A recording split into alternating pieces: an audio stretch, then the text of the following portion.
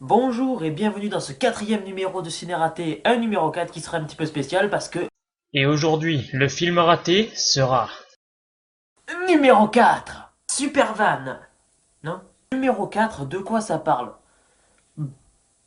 On va dire que c'est un, un groupe de gentils extraterrestres qui se cachent sur Terre parce que des méchants extraterrestres ont fait exploser leur planète. Alors les méchants poursuivent les gentils sur la Terre et donc on va plus ou moins s'intéresser à l'un d'entre eux, donc numéro 4 qui va se révéler avoir des pouvoirs un peu spéciaux, enfin c'est bizarre. Voilà, c'est un gentil extraterrestre qui veut sauver le monde parce que les méchants extraterrestres ils veulent le détruire. Super! Ça me rappelle vaguement l'histoire de quelqu'un, mais je saurais pas vous dire qui. Comment il s'appelle ce mec déjà? Enfin non, je sais plus. Oui, l'histoire est légèrement plagiée sur celle de Superman. Mais il faut pas faire attention parce que ça va plagier 50 trucs dans ce film, c'est magique. Alors, d'un côté, nous avons les gentils. Les gentils qui, signalons-le, sont tous des adolescents blancs. Donc, si dans votre entourage, il y a des gens que vous connaissez qui sont blancs, posez-vous des questions. Ce sont peut-être des extraterrestres. Ce qui expliquerait pourquoi les blondes sont connes. Elles sont pas connes, elles viennent juste d'une autre planète. Je déconne, bien entendu. Quoique... Mention spéciale à notre héros du film, John Smith, qui ressemble lui à un surfeur californien. J'ai jamais compris cette lubie de mettre des extraterrestres qui ressemblent à des humains. Bon, encore, c'est probable. Mais alors pourquoi les méchants ils ressemblent à des monstres? Les méchants ils ressemblent à ça. Oh mon Dieu qu'il est moche!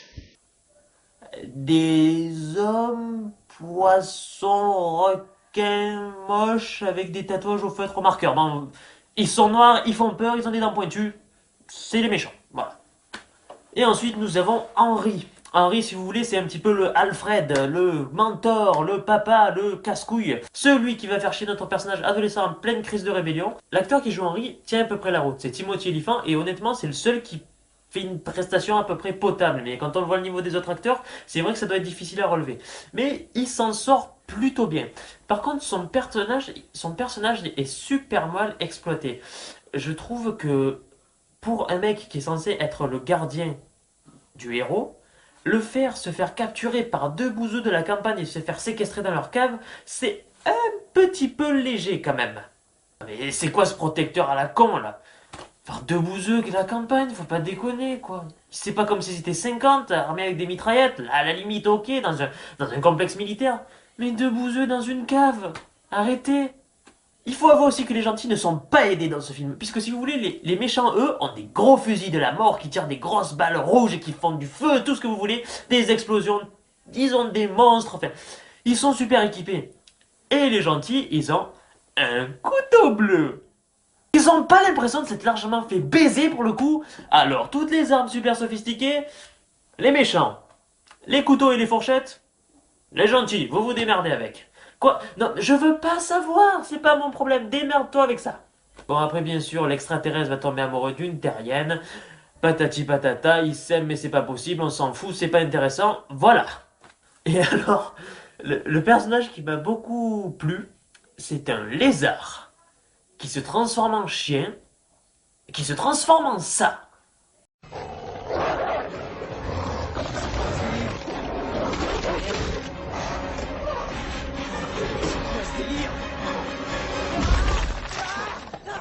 Non, je vous montre pas la transformation complète. Oui, je sais, je suis dégueulasse, mais c'est comme ça. Je veux dire que voilà, ça va devenir une chimère et on va apprendre que ce chien était en fait le gardien du garçon. Mais pas ce genre de gardien, putain, n'importe quoi. Mais non, non, non, n'importe quoi. Ah oui, j'ai oublié de préciser dans le scénario de base, en fait, il y a 9 extraterrestres, chacun un numéro, et ils meurent les uns après les autres. Lui, c'est le numéro, il y en a 3 qui sont morts, lui, c'est le numéro 4. Clap, clap, c'est magnifique, ça apporte un élément scénaristique hors du commun, personne ne s'en doute. Bref, si vous voulez, chaque personnage, chaque numéro a un pouvoir particulier, un don qui lui est propre. Et notre héros a le pouvoir le plus intéressant du monde. Le truc qui peut chambouler des gouvernements, a changé le monde. Il fait de la lumière avec ses mains.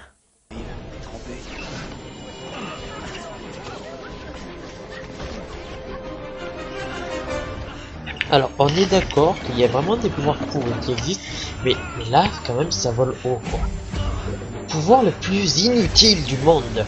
Je fais de la lumière avec mes mains. C'est super passionnant.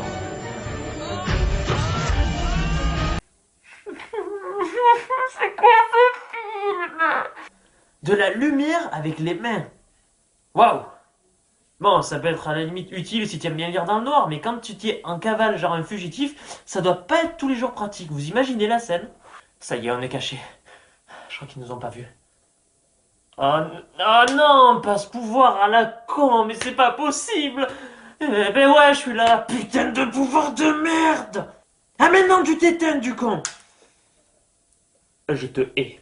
Non mais franchement, c'est quoi ce délire quoi? De la lumière avec ses mains, ils auraient pas pu trouver plus pourri comme pouvoir? Pouvoir à toi, tu feras des bulles de chewing-gum par les oreilles. Tu te fous de ma gueule ou quoi là?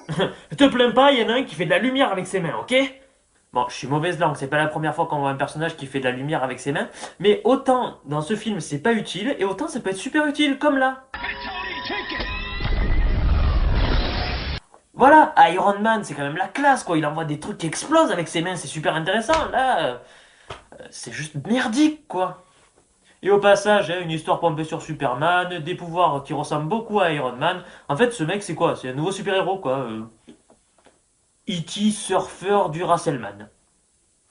Ah, super! Après, un élément scénaristique super important du film et super surprenant, c'est qu'on va apprendre que si on met tous les êtres qui ont des pouvoirs ensemble, ils sont super puissants. Je crois que même si une personne arrive au milieu du film, ils auraient compris ça. Je sais pas. Comment? Mais c'est quoi la logique en fait des personnages? C'est-à-dire que tous ensemble, vous êtes super forts. Séparez-vous. Non, non, non, non, vous devez faciliter la tâche aux méchants, séparez-vous. Vous vous démerdez, je m'en fous, vous restez pas ensemble. Et en plus, on va vous mettre des gardiens de merde. Dans la bande-annonce, on a quand même la scène américaine cliché.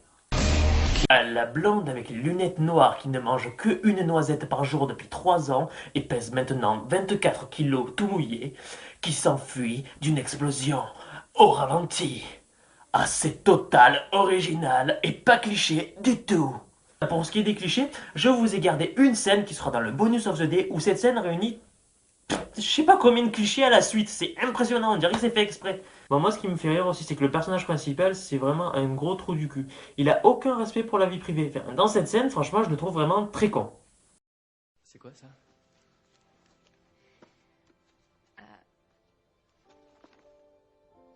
C'est un peu personnel. En fait, C'est marrant.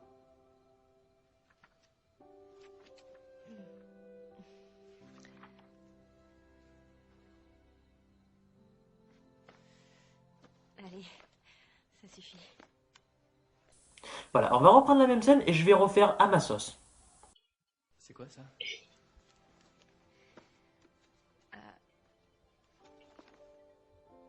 C'est un peu personnel. Ouais, mais en fait, j'en ai rien à foutre que c'est personnel. Tu vois, je fais ce que je veux, je regarde et je t'emmerde un peu de ça. Ah ouais, c'est rigolo, c'est pas comme si tu m'avais dit que tu voulais pas que je regarde il y a juste 2 secondes de ça. Ah, je te pisse au cul et en plus je t'emmerde. Allez, C'est loulou. ça suffit. Non mais faut pas déconner là, attends, le mec, oh, il en a clairement rien à foutre de ce qu'elle lui dit la fille. Excuse-moi, c'est un petit peu privé. Ouais, rien à foutre. Donc, je vais vous montrer une scène où là on voit clairement la différence d'équipement. On a les méchants avec leur super fusil de la mort et une fille qui a un pistolet de on sait pas trop d'où avec justement un de ces fameux couteaux pieux bizarres fait on comprend pas trop.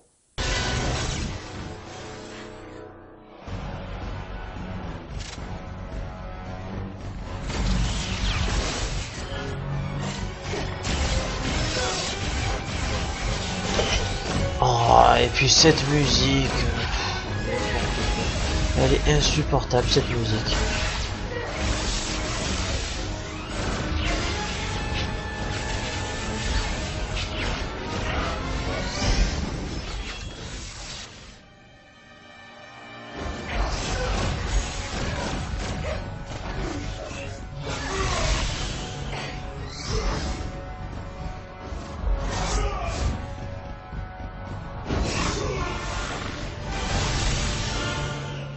c'est pas du tout comme s'ils étaient en plein dans un couloir et qu'il suffit de tirer droit pour choper sa cible. Mais bon, apparemment le réalisateur s'en fout, tout le monde s'en fout alors, nous aussi. Hein. En fait, vous avez vu quand elle tue le mec? C'est fou ça fait un petit peu de la poussière et des genres de petites pierres. Ça me rappelle vaguement une tueuse de vampires aussi, une blonde. Bouffe, Buffalo Bill, Buffy, voilà. Oui, non, c'est pas pompé sur Buffy non plus. Non, après ça ferait trop d'éléments piqués d'autres films ou de séries. C'est pas comme si vous n'avez pas eu d'imagination du tout. D'ailleurs, ceci soulève une question. Vous nous êtes jamais demandé pourquoi les extraterrestres, quand ils meurent, ils font toujours une sorte de poussière ou de quelque chose d'un peu mystique, de la poussière, une fumée, quelque chose. En fait, j'ai trouvé, les gens de la NASA, tout ça, ils se prennent trop la tête. Sur Mars, c'est pas qu'il n'y a pas de vie, c'est qu'il y a eu un génocide. Tout le monde est mort. La Terre est recouverte de pierres et de poussière. Vous regardez pas les films ou quoi? Ne parlons pas de la fin du film qui est juste un immonde cliché de je t'aime, mais je reviendrai, mais moi je dois partir, mais moi je t'attendrai. On s'en fout. Il n'est juste un prétexte pour nous annoncer qu'il y aura sûrement une suite. D'ailleurs, la suite, je sais pas comment ils vont faire pour le titre parce que. Numéro 4, 2. Enfin, numéro 4, 2. 4 et 2. Pas 42. Numéro 4, le deuxième. Numéro 4, oh, et puis merde, de toute façon, ce sera à chier comme film. Ça risque d'être un peu chiant. The bonus of the day. Voilà, pour le bonus of the day, compromis, une scène qui réunit un nombre incalculable de clichés à la suite. C'est à croire que cette scène est vraiment là pour ça, je sais pas. Tu veux choisir la nouvelle maison? Il y a aucun C'est souci. pas mon combat, ça ne l'a jamais été. J'ai même aucun souvenir d'un autre monde, moi. Attends. Tout ça pour une fille. Tu vas monter et rassembler tes affaires. Tu n'es pas mon père. Non. Il est mort. Il a été tué pour toi. À vrai dire, je crois que t'as même pas idée du nombre de gens qui ont accepté de se sacrifier afin que tu puisses vivre. Et crois-moi, c'était certainement pas pour que tu puisses vivre une belle amourette en bon petit terrien. Je partirai pas. 8 clichés dans la même scène de 50 secondes. Ils ont frappé un grand coup dans l'histoire du cinéma. Voilà ce numéro 4 de Ciné Raté sur le film numéro 4. Ah, j'aime ma blague. Se termine, j'espère que cela vous aura plu, je crois. Pour le prochain numéro, je vous ai réservé un viol de la mythologie grecque. Pégase est un cheval noir, les monstres ressemblent à des monstres de jeux vidéo, les armures des dieux ressemblent à celles de World of Warcraft, enfin que du lourd quoi, c'est vraiment la magie du cinéma. Voilà, bien, merci beaucoup d'avoir regardé ma vidéo, n'oubliez pas de vous abonner à la chaîne et de partager, ça me ferait beaucoup plaisir, parlez de moi autour de vous et à la prochaine. Non, cette fois j'ai pas sorti l'ardoise. C'est les nouveautés.